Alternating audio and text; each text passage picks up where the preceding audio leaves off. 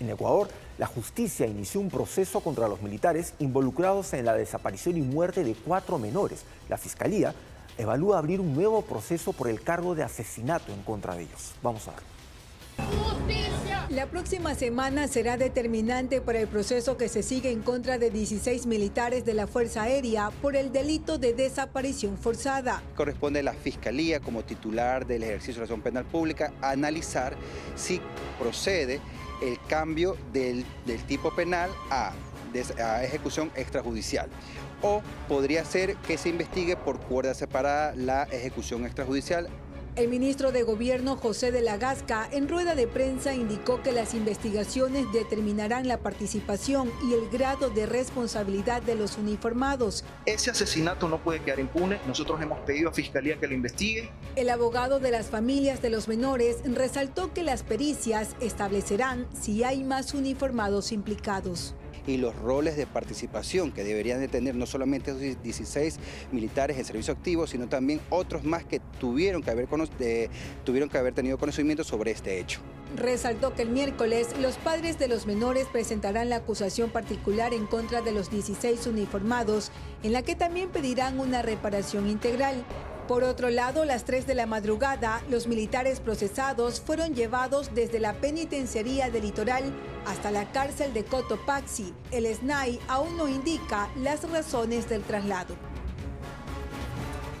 Es un tema sumamente delicado que involucra también al presidente Daniel Noboa, quien se está pidiendo que él también sea incluido dentro de este proceso. ¿Y eso por qué? Porque de alguna manera él estaba al tanto de lo que había ocurrido. Recordarán que cuando recién se dio a conocer la desaparición de esos menores, días después, él brindó una entrevista, pese a que las autoridades militares habían negado, no hay nada irregular. Luego empezaron a reconocer que sí habían sido detenidos, que sí fueron llevados a un cuartel. El mismo presidente anunció que estos niños iban a ser considerados héroes, y ayer lo comentábamos. ¿A razón de qué si se supone que solamente estaban desaparecidos? ¿O es que acaso él sabía que los niños habían muerto y prefirió quedarse callado?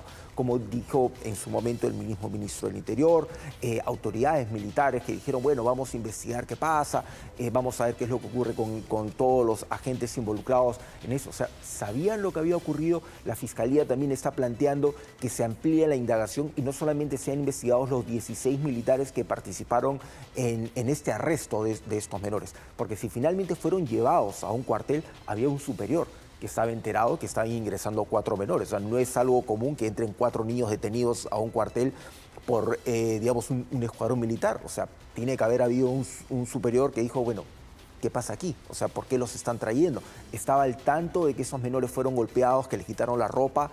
Estuvo al tanto de que probablemente uno de ellos murió o murieron más de uno, o sea, murió más de uno en esa golpiza que les propinaron. ¿Qué fue lo que realmente ocurrió con ellos?